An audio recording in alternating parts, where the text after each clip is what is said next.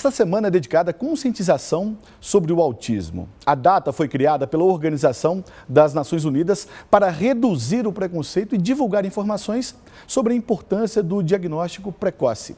Aqui no estúdio a gente recebe a psicopedagoga Raquel Leonor. Raquel, bem-vinda ao MG no Ar. Prazer estar aqui com vocês. Tudo bem? Tudo bem. Raquel, não é doença, não é má educação, é uma questão neurológica, né? Sim, é uma questão neurológica. Ninguém tem culpa por isso, ninguém está ali sentindo aquilo porque quer. E as famílias e as pessoas que têm o transtorno, TEA, né, sofrem muito preconceito. E a gente precisa cuidar bem disso, né? Conhecer mais, é por isso que a gente está aqui falando disso hoje, né? Exatamente, a gente vai falar muito sobre isso. Primeira dúvida de um dos nossos telespectadores, por favor, sobre esse tema muito importante. Pode rodar a produção? Vamos lá. Meu nome é Poliana, sou de Contagem. Eu gostaria de saber quais os principais sinais de uma criança autista. Ei, Poliana, pergunta muito boa essa. Então, os sinais são vários, mas o que a gente tem que sempre ficar atento na criança é quando ela não está seguindo o marco do desenvolvimento. O que é esse marco do desenvolvimento? Ela está falando, ela engatinhou, ela andou dentro do tempo comum à maioria das pessoas. E então, se aquilo ali começa a ter alterações, a gente pode prestar bastante atenção, que pode ser uma característica, a gente tem que ficar em alerta e buscar ajuda. Tem mais uma dúvida na pergunta que a gente vai acompanhar agora. Vamos lá. Meu nome é Wagner, sou de Ribeirão das Neves, bairro Jardim Verona. Queria saber como é feito o diagnóstico da pessoa que tem autismo. Olha, Wagner, essa pergunta também é muito boa, porque o diagnóstico, ele é multidisciplinar.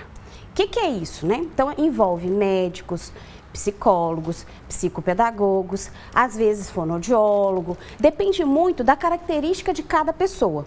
O importante sempre é aparecer os sinais como atraso na fala, atraso motor, quando é criança. Ou quando você é adulto, você percebe que tem algum... Você sempre está muito diferente, você sempre está muito deslocado. Essas são características que a gente precisa atentar-se para poder procurar ajuda. Normalmente, a gente procura psicólogos, médicos nesse primeiro momento e depois a gente vai acionando outros tipos de profissionais. A Raquel Leonor é psicopedagoga e vai responder agora a pergunta da Júlia. Vamos lá.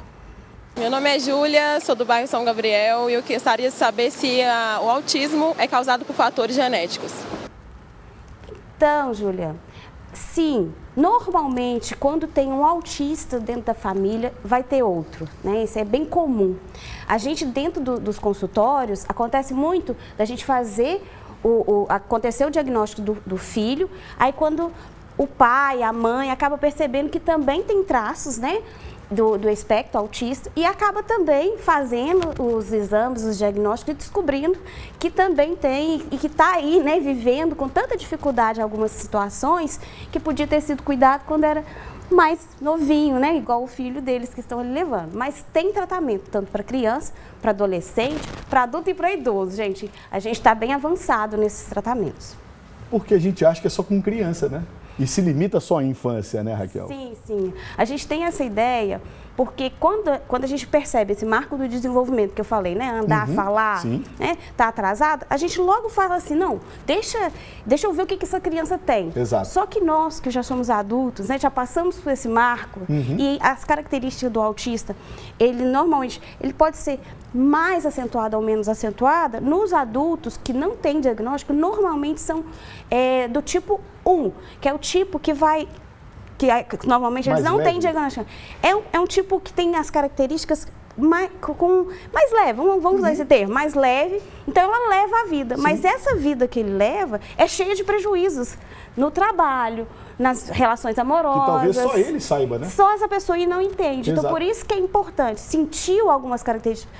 Falando, gente, eu tenho muita dificuldade de vamos supor, falar em público. Sim, falar em público sim. A maioria das pessoas tem. Exato. Esse é uma dificuldade comum, mas tem algumas dificuldades que são particulares. Eu não gosto que passa creme na minha pele. Isso aí é bem particular e é um detalhe. E tem essa questão da textura. Então, vamos prestar atenção na gente também como adulto e também, né, nas nossas crianças e adolescentes para a gente conseguir esse diagnóstico e o tratamento. O tratamento é muito bom. A pessoa consegue se entender e até comunicar com o outro. Olha, eu não gosto que me encosta, mas eu gosto de conversar com você. Porque acaba que o adulto, ele se afasta por causa dessas coisas. Ah, eu não gosto que me encoste. Aí eu não vou chegar perto das pessoas. Não sabe comunicar isso, mas eu posso só entender que eu não gosto que me encoste, porque é uma característica, né, do meu espectro, né, das minhas características. É só falar com a pessoa, olha, então se você se conhecer é importantíssimo para se colocar e conduzir mesmo, né? Certo, exato. Mais uma dúvida sobre o espectro autista, o transtorno, né? Roda aí, vamos lá. Meu nome é Cristiane, sou moradora aqui do centro e queria saber, na realidade, como fica o tratamento de uma pessoa autista. Ai, que bom. Então, o tratamento da pessoa autista, Cristiane, ela é muito focada ao detalhe que ela precisa de ajuda. Vamos colocar aqui que a gente está falando de uma criança que tem dificuldade na fala. Então, ela vai ter dificuldade de se comunicar através da fala. Normalmente, ela usa os dedos, né, para poder comunicar. Vamos supor, eu quero água, aponta para o copo. O tratamento dela vai ser bem voltado para ela conseguir pronunciar. Vamos supor, quero água. E aí ela consegue aquela coisa. Agora, um tratamento para um adulto que ele está ali com uma dificuldade, vamos supor, no trabalho, de relacionamento no trabalho, não consegue interagir, aí não consegue ser promovido dentro do trabalho. A característica que vai ser trabalhada no tratamento desse adulto vai ser voltada para isso, para essa habilidade social que ele precisa desenvolver para não ter prejuízos na sua carreira profissional. Então, assim, cada pessoa precisa receber o seu tratamento adequado, focado nele. Vamos ver e ouvir a próxima pergunta. Diz aí, Lidiane, bom dia, querida. Bom dia, meu nome é Lidiane, moro no Itapuã, no bairro Itapuã. Eu queria saber se quem tem autismo precisa tomar medicação. Ótima pergunta. Por quê? Quem tem autismo, alguns casos, precisa tomar medicamentos porque a necessidade daquele momento dessa pessoa está intensa. Vamos supor, tem um agitamento do corpo muito grande. Então, tem os remédios que ajudam a assentar esse corpo, a melhorar a concentração dessa pessoa, enfim. Tem vários tipos de medicamento. Então, assim, mas tem muitos autistas que não precisam ser medicados, né? Porque tem autistas que já foram medicados e passa a não ser medicado, tem autistas que nunca vão ser medicados. Cada caso é um caso. Quem medica, né, no caso de autismo, são os médicos. É muito importante a gente pensar nisso. A gente não dá um remédio para uma pessoa por nós mesmos. O tratamento do autismo medicamentoso, ele é feito somente pelo médico. É importante a gente sempre lembrar disso, porque tem um tanto de tratamento que a gente vê na internet, falando que se comer isso, cura aquilo. A gente precisa ter muito cuidado com isso e buscar a orientação de cada coisa com um profissional adequado. Nada, gente. Às vezes, por curiosidade, a gente dá um Google, mas nada de se basear tão somente na internet, no Google, porque muita gente não tem um filtro necessário para filtrar a informação mais correta. Procure um profissional, que é o caso mais indicado, né, Raquel? Sim, e essa coisa do Google, ela tem uma pegada muito importante para a gente tomar muita atenção. Quantas pessoas vê, eu sou autista porque eu fiz isso, eu sou autista porque não sei o quê. E isso pode não ser autismo. Exato. Isso pode ser outra coisa. E você está mascarando o que é a verdade aí sua, porque você está vendo TikTok. Sim. Então, assim, eu sei que é difícil o acesso ao médico, é difícil o acesso a profissionais, mas é importante essa busca.